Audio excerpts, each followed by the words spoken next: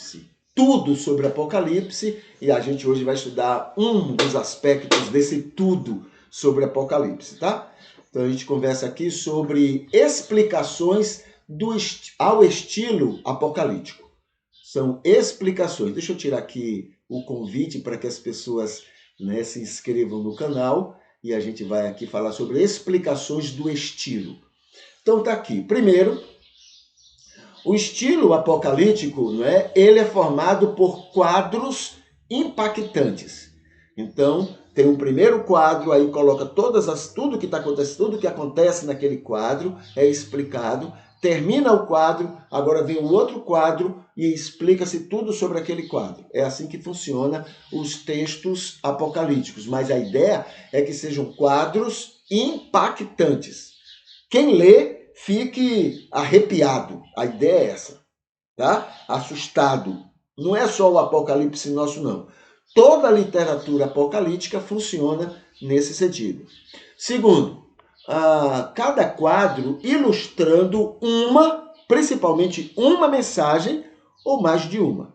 Mas geralmente é uma mensagem só. É como a parábola. A parábola é toda uma história para ilustrar um ensino.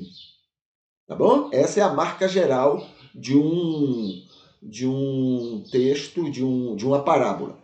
No estilo apocalíptico é assim também. Todo um quadro para chamar atenção sobre uma mensagem. Tá? Isso me veio aqui à mente, por exemplo, quando ali logo no começo do Apocalipse é contado sobre o local do trono de Deus. Aí fala dos animais, fala do outro animal, cheio de olhos, cheio de asas, fala do trono, fala dos anciãos ao redor, aí conta detalhes de todo aquele quadro, mas a mensagem única daquele quadro é dizer o seguinte: o Senhor é o soberano. Ele é soberano, só isso. Entendeu? Tudo e todos estão ao seu dispor, só isso. Mas é pintado um quadro cheio de detalhes. Mas a ideia principal é só essa. Nada mais do que isso. Tá bom? Terceiro, todos os quadros apontando especialmente 4 mensagens à igreja perseguida. Então, todos os quadros do livro do Apocalipse, né? A gente não está falando agora da literatura apocalíptica, mas do Apocalipse em si.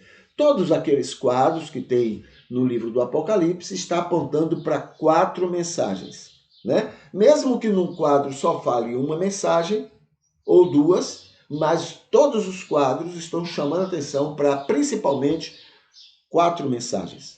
Então a gente não pode ver nada mais do que isso.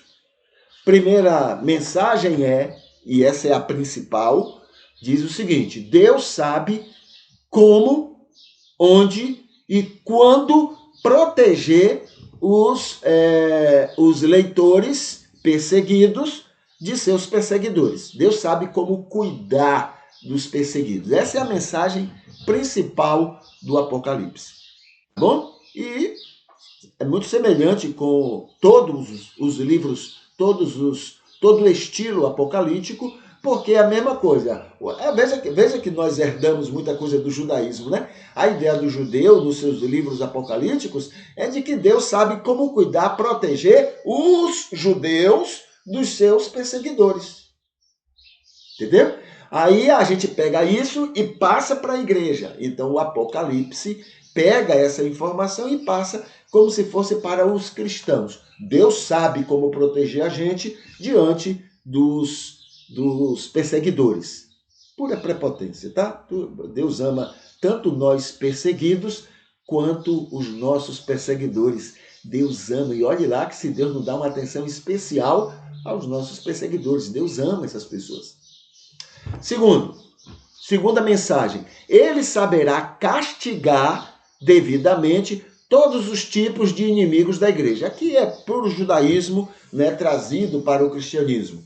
Essa coisa de Deus castigar, Deus vai castigar. Se Deus fosse castigar a gente pelos crimes e os erros e os defeitos que a gente tem, não sobrava ninguém. Ah, os inimigos são piores. Não, nada disso. Olhe lá, se nós não somos piores do que os nossos inimigos. Entendeu? Então, essa ideia de castigo, isso é coisa do judaísmo, né? Deus ama Israel mesmo com os seus defeitos, mas Deus detesta os não israelitas, mesmo com suas virtudes. É assim que Moisés entendia. É assim que o judaísmo entende até hoje. Até hoje. Entendeu? Então, isso é judaizante, isso aí não tem nada a ver com Deus, né? Isso faz parte aí do, do, do Deus que Moisés entendeu.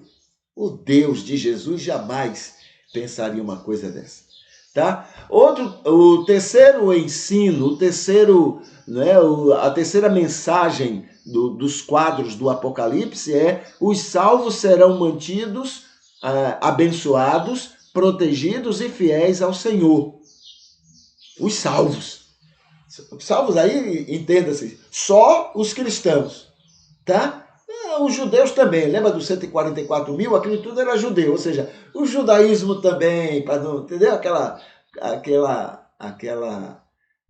Essa coisa que a gente ainda tem até hoje. Mas na verdade, não existe isso. Paulo diz lá em Romanos que Deus não faz acepção de pessoas. Todos pecaram e todos foram destituídos da glória de Deus. Agora, aqueles que são trabalhados, operados pelo Espírito, esses são novas criaturas. Só esses. Não importa qual a religião dele, não importa o local. Se ele foi trabalhado pelo Espírito, ele é nova criatura. Pode ser o maior cristão do mundo. Se não foi trabalhado pelo Espírito, está perdido.